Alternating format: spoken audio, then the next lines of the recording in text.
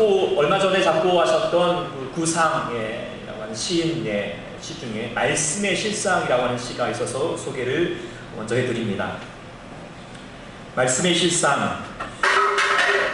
영혼의 눈에 띄었던 무명의 백태가 벗겨지며 나를 에워싼 만유일체가 말씀임을 깨닫습니다. 노상 무심히 보아오던 손가락 10개인 것도 이적에나 접한 듯 새삼 놀라웠고, 창밖 울타리 한 구석 새로 피어나는 개나리꽃도 부활의 시범을 보듯 사뭇 황홀합니다.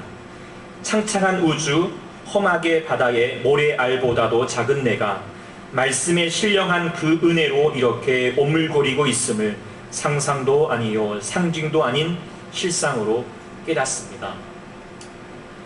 지금 시인은 무명의 백태, 그러니까 하나님을 만나기 전에 믿음이 없을 때에는 몰랐는데, 못 봤는데 믿음의 눈이 열리고 보니까 나를 에워싼 모든 만유일체가, 모든 것이 하나님의 말씀이다 라고 그렇게 고백하고 있습니다. 그러고 보니까 이제 내 손가락이 10개인 조차도 정말 기적과 같은 것으로 여겨지게 되고, 개나리꽃을 보아도 예수님이 부활하신 그 말씀이 들려진다 라고 그렇게 고백하고 있습니다. 인생이 우리가 그저 땅의 시선으로만 보고 있으면 모든 삶이 고통스럽지 않은 때가 없는 것 같습니다. 태어날 때부터 자랄 때까지, 요람에서 무덤까지 고통의 영소인 것 같습니다. 어린 학생들도 이 성적이라고 하는 그 노예에 휩싸여서 아침부터 학교로 학원으로 계속하여서 맴도는 삶을 살고 있고, 그렇게 열심히 해서 대학을 가서 졸업을 해도 취업할 데가 없어서 요즘 청년들의 꿈은 무엇인가? 정규직이다 라고 하는 자조 섞인 말을 하고 있는 만큼 이런 안타까운 현실이 되었습니다. 설령 그렇게 취업이 되었다 하여도 직장에 들어가도 자신이 결혼을 하고 또 집 한 채 마련하기 위해서 어린 자녀들을 어린이집에다가 이렇게 맡겨두고, 어릴 적부터 맡겨두고 부부가 맞벌이 하면서 하루 종일 그렇게 일하여도 결국에는 집 한 채 입 한 채 이렇게 갖기가 쉽지 않고 계속 부채는 왠지 늘어만 가는 것 같습니다. 회사에서 한창 일할 때에도 일할만 하니까 퇴직서가 날라들고, 그래서 또 퇴직하여서도 이제 조금 여유 부리면서 살겠다 하면 손주들이 이제 계속 있으니까 그곳에 등살에 밀려서 정신없이 살게 되고, 이제 좀 허리 펴고 좀 살만하고 여행 좀 다녀볼까 하면은 머리, 어깨, 무릎, 팔 아픈 구석이 없는, 안 아픈 구석이 없어서 이제 돌아가지도 못하게 되는, 그래서 그렇게 인생이 마지막을 향하여 나갈 수밖에 없는 것을 보니까 마치 누군가의 말처럼 인생이 늘 우리를 속이는 것만 같습니다. 그래서 좀 더 좋은 날이 있겠지, 좀 더 편할 날이 있겠지 라고 그렇게 마음을 늘 꿈꾸고 보지만 그런 날이 오지 않은 것 같습니다. 그래서 사막의 싱그리처럼 잡힐 듯 하면서도 잡히지 않은 것, 그것이 인생이 듯 한 것 같습니다. 좀 더 가지고 있으면, 좀 더 높아지면 좀 나아지겠지라는 마음을 품지만, 그러나 모든 것을 가져받고 가장 높은 지위에 일서봤던 솔로몬도 그의 인생을 글로 내려보기를, 인생은 결국 헛되고 헛되며 헛되고 헛되니 모든 것이 헛되도다 라고 이렇게 더부더난 인생임을 고백할 수밖에 없습니다. 그런데 구상의 시인이 인생을 그렇게 땅의 시선으로 바라보는 것이 아니라 무명의 백태가 벗고 나서 말씀의 시선으로 바라보게 되니까 자신이라는 존재가 바다의 모래알강이 같았었는데, 그럼에도 불구하고 하나님 말씀이 들려주고 보니 그것이 그 들려지는 게 상상이 아니고 상징도 아닌 실상이 되어서, 그래서 인생이 뭔가 달라져 보인다라고 그렇게 고백하고 있습니다.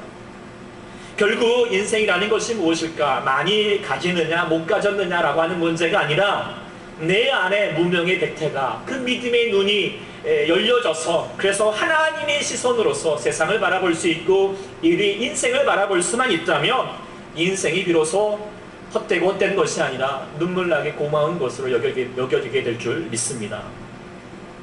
그래서 하나님께서 이런 우리 인생을 향하여서 진리의 말씀을 전해주셨지요. 사람이 떡으로만 사는 것이 아니다고, 말씀으로 사는 것이라고.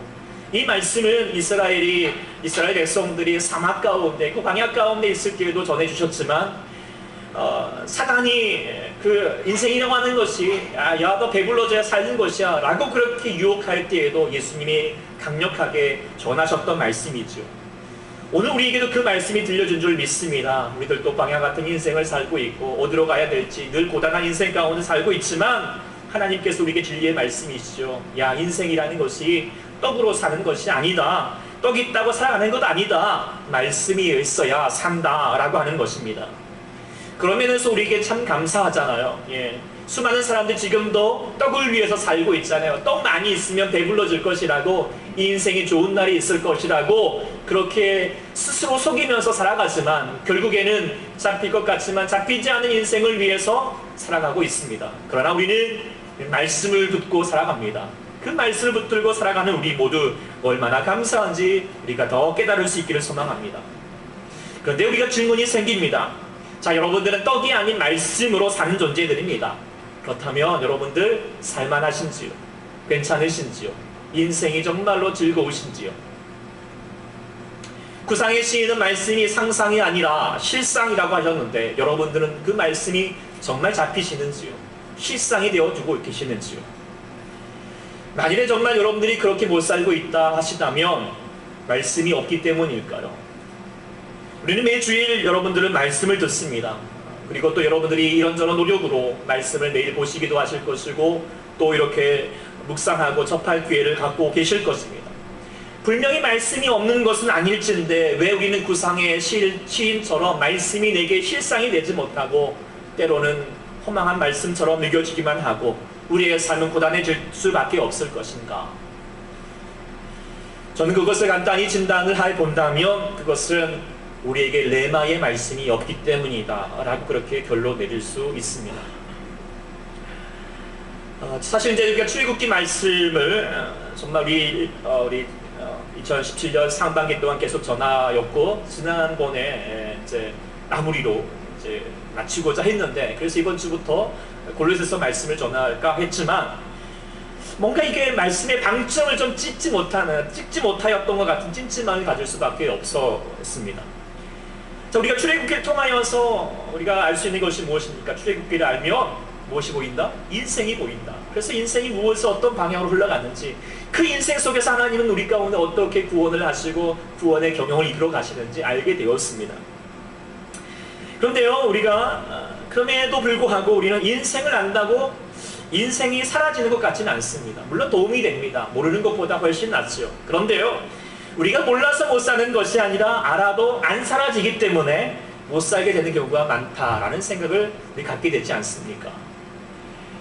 그렇다면 인생이, 하나님은 우리를 인생을 그대로 놔두는 것이 아니라 인생을 사라지도록 하고 계시는데 그러면 그 사라지게 하는 것이 무엇일까? 그것은 결국 떡이 아니라 말씀입니다. 말씀일지언데 우리가 이 말씀을 우리가 들어도 왜 우리는 우리 가운데 사라지지 못할 것일까? 그것은요, 말씀이 단순하지 않기 때문입니다. 말씀은 우리 가운데 더 중요하게 깊이 있게 다가오는 말씀이 있습니다. 그것을 한마디로 말하면 레마의 말씀이다. 그리고 이 레마의 말씀이 받아 누려져야지 인생이 그래도 사라진다라고 그렇게 우리가 깨닫게 됩니다. 그렇다면 레마의 말씀이 무엇일까? 먼저 좀 용어 설명을 알고 계신 분도 있겠지만 좀 정리를 해드리겠습니다. 레마의 말씀이다. 레마는 이 흔히들 이제 기록된 말씀, 또 우리가 이곳에도 선포되는 말씀들, 이 말씀이 자기 자신에게 각각 자기 자신에게 깨달아져서 자신의 삶을 변화시키는 능력의 말씀을 가리켜서 레마의 말씀이라고 하죠. 그래서 제가 지금 설교를 여러분들에게 하느라도 이게 설교하는 것이 레마의 말씀이 아니라 여러분들에게 설교하는 중에 자신에게 말씀이 깊이 깨달아지고 와닿아지고 하나님이 말씀하신 것 같은 말씀이 들려질 때 그 말씀이 바로 레마의 말씀이 된다라고 말할 수 있습니다. 근데 이제 사실 그 레마라고 하는 단어는 근데 이렇게 해석할 수 있는 레마라고 하는 단어는 성경적인 근거는 없습니다. 신학적인 근거도 없습니다. 네. 사실 이제 레마는 로고스와 더불어서 헬라어 말로 되어 있는 레마라고 하는, 그러니까 신약 성서에서나 또 아니면 구약 성서에도 신약 이렇게 이제 말씀이라는 단어 중에 두 가지를 같이 사용합니다. 로고스라는 단어도 사용하고 많이 알고 있는 로고스, 그리고 레마라는 단어로 사용합니다. 그런데 레마나를 단어를 사용할 때 더 특별하게 로고스와 다르게 그래서 더 깨달아지는 말씀으로 사용하고 있다라고 하는 근거는 없습니다. 그런데 언젠가부터 한국의 목회자들이 이제 레마라고 하는 단어를 좀 더 특별한 의미를 부여해가지고 우리 가운데 더 깨달아지는 말씀, 자신에게 주어지는 말씀을 가리켜서 레마라는 단어를 사용하기 시작을 해서 지금은 그렇게 모든 사람이 그렇게 알고 있습니다. 그래서 제가 이제 이 단어를 사용할까 말까 고민을 했지만 뭐 신학적인 근거는 없지만 그래도 우리가 알고 있는 사회적인 통념이 있기 때문에 그래서 그냥 레마라는 단어를 사용을 하겠습니다. 그냥 그렇게 알고 있어야지 뭐 이게 성경에서 나왔던 단어라고 말하면 좀 그렇습니다. 어쨌든 레마라는 단어 그 뜻은 알겠죠. 어쨌든 우리가 이 하나님의 말씀을 들을 때 우리가 아무리 하나님 말씀을 읽고 수십 번 읽고 뭐 보고 알더라도 나 그것을 자신에게 되새겨지는 레마의 말씀으로 듣느냐 안 듣느냐라고 하는 것은 극명한 차이가 있게 됩니다. 1945년 8월 제2차 세계대전 막바지에 미국이 일본에게 이제 원자탄을 투여하는 것으로 전쟁을 끝내려고 했죠. 원자탄이라고 하는 무기는 우리가 알듯이 살상력이 크고 그 후유증이 몇 대에 걸쳐서 일어난 것만큼 아주 무시무시한 것이었기 때문에 그 미국은 이제 원자탄을 투하하기 전에 히로시마 사람들에게 다양한 방법과 모양으로 크기의 경고문을 이렇게 뿌렸습니다. 그 경고문이 이렇게 되어 있었습니다. 강도 시민 여러분, 1945년 8월 6일 오전 0시까지 광도에서 50리 밖으로 도피하십시오. 라고 그렇게 쓰여져 있었습니다. 자, 그 메시지를 읽은 사람들은 두 가지 반응이었습니다. 아, 이 메시지 진실이다 라고 하면서 도망가고자 피난하고자 하는 사람들이 있는가 하면 어떤 사람들은 야 이거 거짓말이야 공간 협박이야 그때 가서 보자 라고 하는 사람들이 있었죠. 시간이 흘러서 8월 6일이 되었습니다. 두 대의 비행기가 날아와서 히로시마 상공을 두어 차례 선회하더니 핵폭탄을 투하하고 말았습니다. 핵폭탄이 터지는 순간 꽝 하는 소리와 함께 30만의 사람들이 그 자리에서 타 죽고 말았습니다. 30만 명의 사람들은 그 경고의 말씀을 레마의 말씀으로 듣지 못했다라고 우리는 말할 수 있을 것입니다. 우리는 우리가 출애굽기를 통하여서 우리의 성막을 통하여서 하나님이 우리 가운데 신앙의 과정, 신앙의 프로세스를 보여주셨다라고 우리가 알게 됩니다. 그 성막의 과정들을 보고 있으면 신앙이 어떻게 우리가 믿어야 되는지 흘러가야 되는지 알게 깨닫게 됩니다. 성막의 문을 통과하여서 예수님 문 대신 예수님을 우리가 믿고 나아가게 되면서 그래서 뜰을 지나서 송소를 지나고 지송소를 향하여 들어가도록 하셨다는 거 우리가 이미 묵상하였습니다. 그리고 이 성막의 삶을 통하여서 구원받은 우리가 이제 우리가 그냥 구원받은 것으로 끝나는 것이나 죽어서 천국 가는 그런 반쪽짜리 구원이 아니라 우리가 이 성막의 삶을 우리 가운데 다시 한번 누려질 때 우리는 그 어디나 하늘나라 지금 이곳에서 하나님 나라를 이룰 수 있는 그 놀라운 삶으로 그 예배자의 삶으로 만들어 가신다라고 하는 것을 깨닫게 됩니다. 그 성막의 삶 중심에는 바로 말씀이 있습니다. 성막의 구조를 여러분들 이제 이렇게 떠올려 보시면 우리가 만들어 보기도 했고 계속해서 제가 띄워놨으니까 이제 알 것입니다. 성막에 들어가면 뜰을 지나서 성소에 들어가면 그곳에서 말씀이 있는 것이 무엇입니까? 바로 떡상이죠. 떡상은 바로 진설병, 그것이 바로 말씀을 상징하고 있습니다. 이 진설병, 바로 누룩 없는 똥, 그것은 바로 세상에서 부풀려져 있는 그런 호황된 사고들이 아니면 그런 철학들이 아닌 진솔한 하나님의 말씀입니다. 그 말씀을 받아서 누려야 된다라고 하는 것이 떡상에서 우리가 누려야 될 것들이죠. 그러나 그 말씀이 떡상에만 있지 않습니다. 오늘 본문에 나와 있는 바로 지성소 안에 그 언약궤 안에 바로 말씀이 담겨져 있다라고 되어 있습니다. 그리고 하나님께서 그 법궤 위에 그 말씀을 증거판을 넣어두고 오늘 21절 같이 한번 읽어보겠습니다. 22절 같이 읽어보겠습니다. 시작. 거기서 내가 너와 만나고 속죄소 위 곧 증거궤 위에 있는 두 그룹 사이에서 내가 이스라엘 자손을 위하여 아멘. 거기서도 하나님이 말씀하시겠다라고 그렇게 되어 있습니다. 자, 그렇다면 성막의 구조에서 왜 말씀이 두 군데나 이렇게 기록되어 있는 것일까? 두 군데나 있었을 것일까? 그것은요, 그 떡상에서 주어지는 말씀과 지성소에서 주어지는 말씀이 다르다는 것입니다. 성소의 그 떡상에서 주어지는 말씀은 우리가 보고 알고 읽고 선포하고 지금도 듣고 있는 말씀이다 라고 하는 것입니다. 그런데 이 지성소의 말씀은 우리가 그 성소에서 이미 떡상을 통하여서 얻게 되었던 그 하나님의 말씀을 가지고 이 지성소로 들어가서 하나님을 거기서 만나면서 거기서 내 안에서 다시 한번 주시는 레마의 말씀으로 듣게 되는 것, 바로 그것이 바로 지성소에서 주어지는 말씀이다 라고 그렇게 우리가 말할 수 있습니다. 그리고 이 말씀이, 레마의 말씀이 우리 가운데 주어졌을 때 삶의 진정한 변화와 그 능력의 삶을 이룰 수 있게 된다라고 하는 것이죠.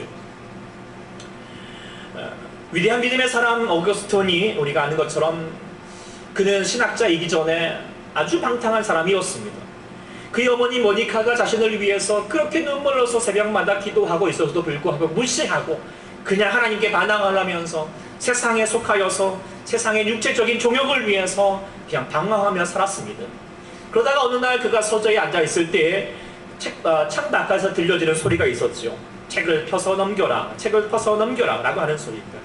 그 소리는 사실 이제 창 밖에서 아이들이 줄넘기를 하면서 하였던 말이긴 하였지만, 그러나 그 말이 자기에게 갑자기 들려지기 시작을 하였습니다. 그러면서 가슴이 뜨거워졌습니다. 그리고 그 말에 순종했습니다. 성경 말씀을 폈습니다. 그리고 그곳에서 인생을 변화시키는 레마의 말씀을 들었죠. 그 말씀이 바로 로마서 13장 11절에서 14절 말씀이었습니다.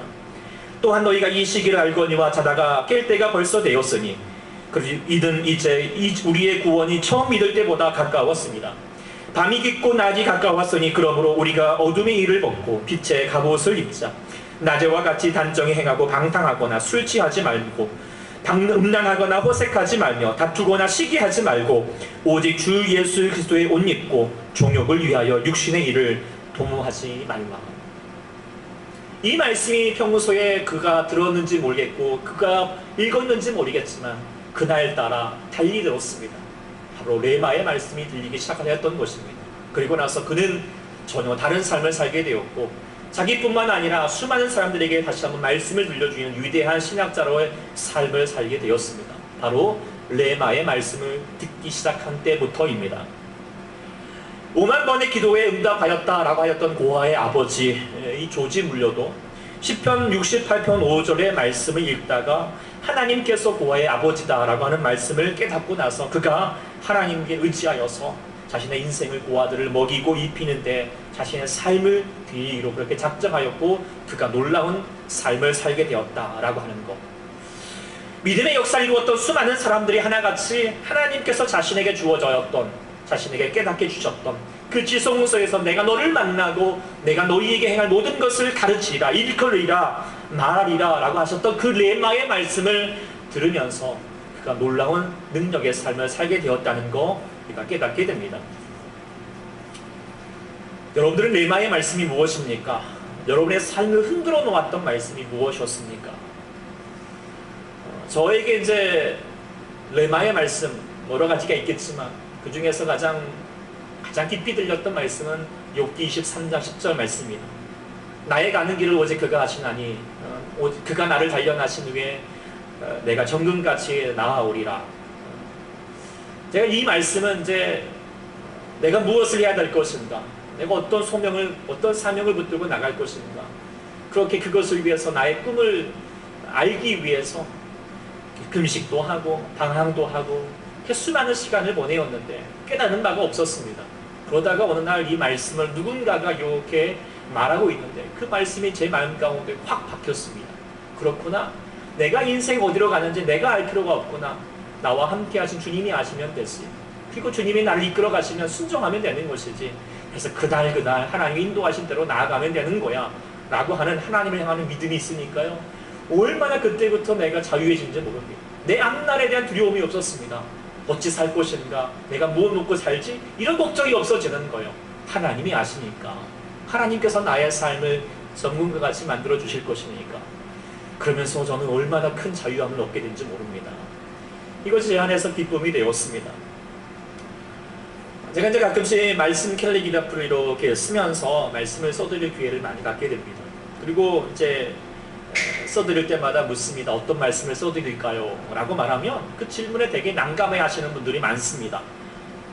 그래서 이제 요즘 묵상하시는 말씀, 은혜 있는 말씀, 마음 가운데 이렇게 붙드시는 말씀이 있으시면 그 말씀 이렇게 말씀해 주시면 써드리겠습니다. 라고 해도 그냥 떠올리지 못하고 그러다가 아유 그냥 목사님이 올라주세요. 이렇게 얘기하는 경우가 많습니다.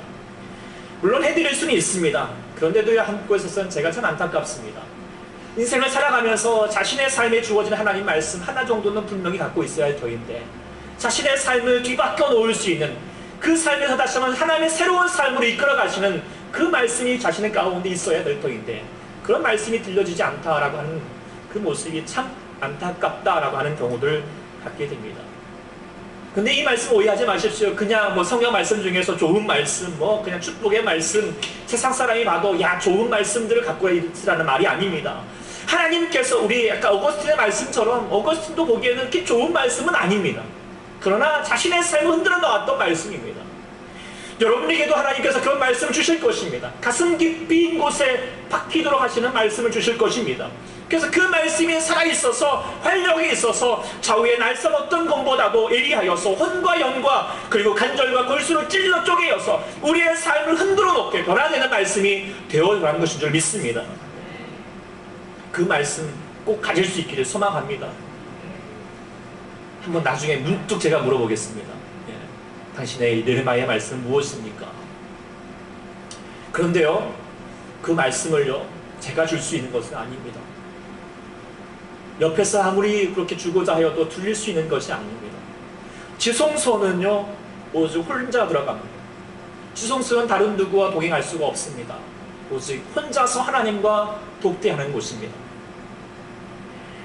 레마의 말씀은 직접 혼자 하나님과 받아야 합니다. 누구도 도와줄 수 없습니다.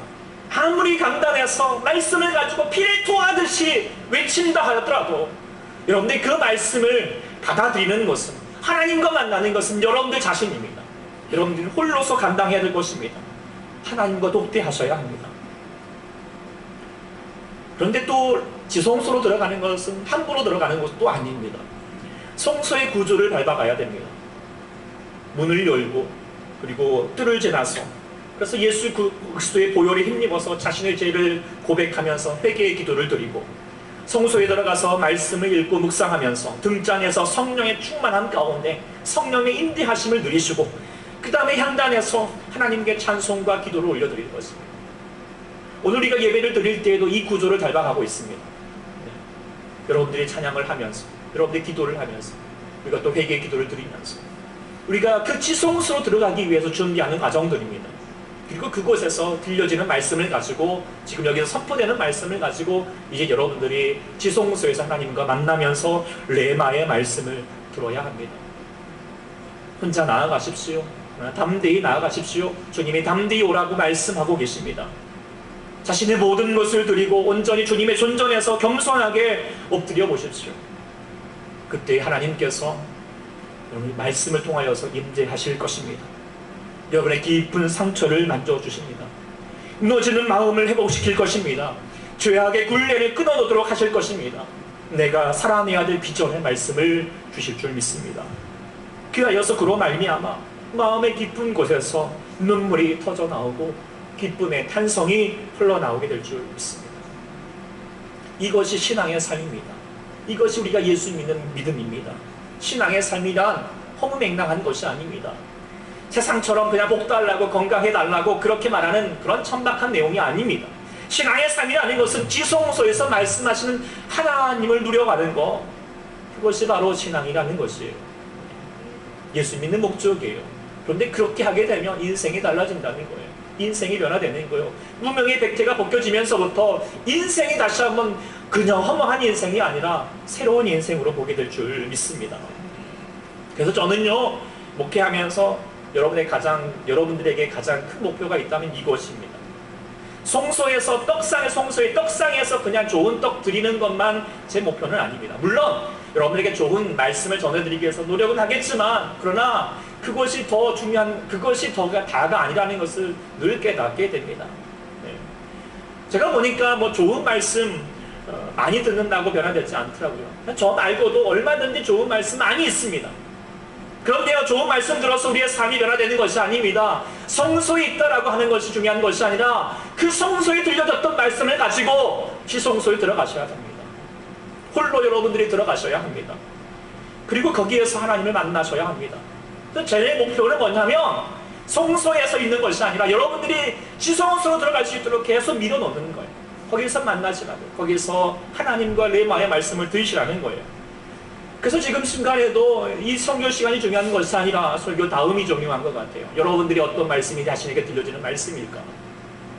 그래서 묵상하시라고 계속해서 한번 그 하나님께서 내게 주셨던 말씀을 깨달아 보시기를 원하고 있습니다.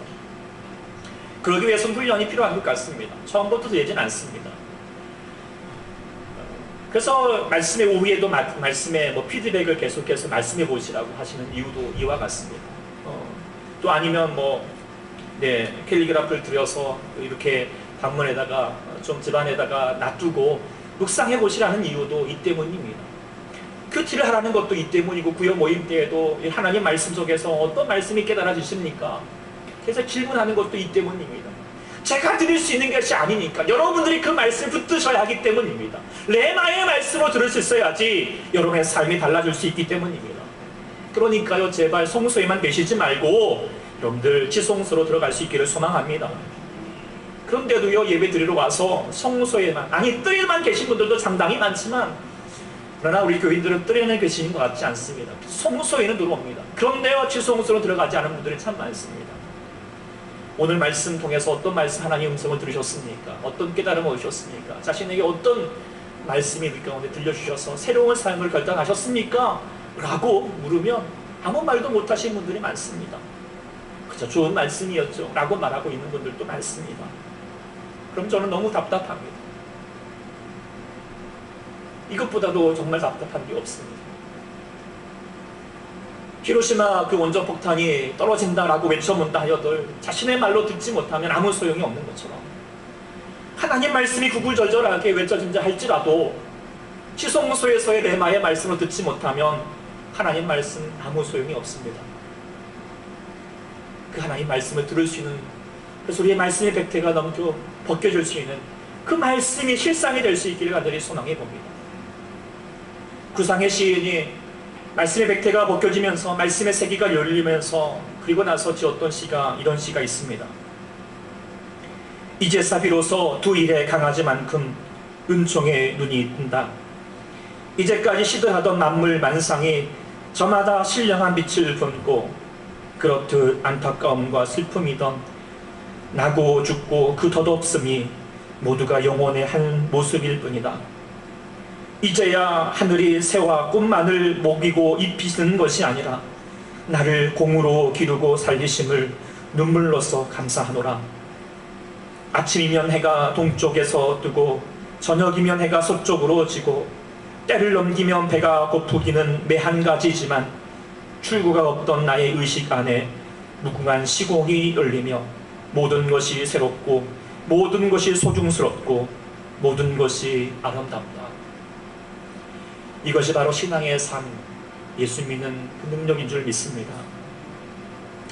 모든 것이 새로워져야지, 모든 것이 아름다워져야지, 모든 것이 내게 채워지고 모든 것이 내 삶 가운데 만족스러워져야지만 내 삶이 은총을 입는 것이 아니라 내 안에서 은총이 열려 임하게 되면, 그 말씀이 실상이 되어가면 출구가 없는 것 같은 삶인 것 같을지라도 맨날 먹고 자는 것 같고 나고 죽고 허망하고 그래서 헛되다라고 말할 수밖에 없는 인생인 것 같지만, 그러나 만물은 그대로일지라도 다시 한번 은총이 내 안에 임하게 되면 그때서 모든 것이 소중하고 모든 것이 아름답고 모든 것이 감사하다라고 그렇게 고백하게 된다라고 하는 것입니다.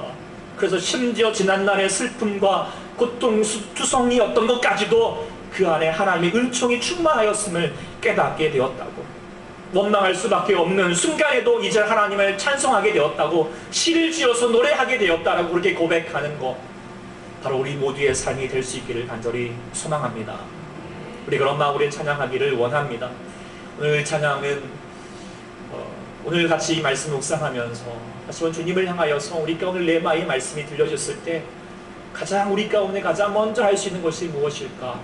그것은 주님을 향하는 사랑을 내가 다시 고백하게 되는 것인 줄 믿습니다. 그리고 주님 아버지 앞에 사랑을 속상하게 되고 주님께 감사함이 넘치게 될 줄 믿습니다. 또 이 네마의 말씀을 여러분들 마음에 품으시고, 물론 지금 여기서 다 할 수는 없겠지만 다시 한번 이 찬송을 하실 때든지 아니면 집에 돌아가시든지 다시 오늘 주셨던 말씀을 꼭 붙드셔서, 아니 어떤 순간이라도 여러분들 늘 항상 말씀을 보시든지 여러분들 스스로 항상 하나님 말씀을 들으실 때마다 여러분들 성소에만 머물지 마시고 시성소에 들어가셔서 그 하나님의 은총을 입을 수 있는 모두가 될 수 있기를 간절히 축원합니다.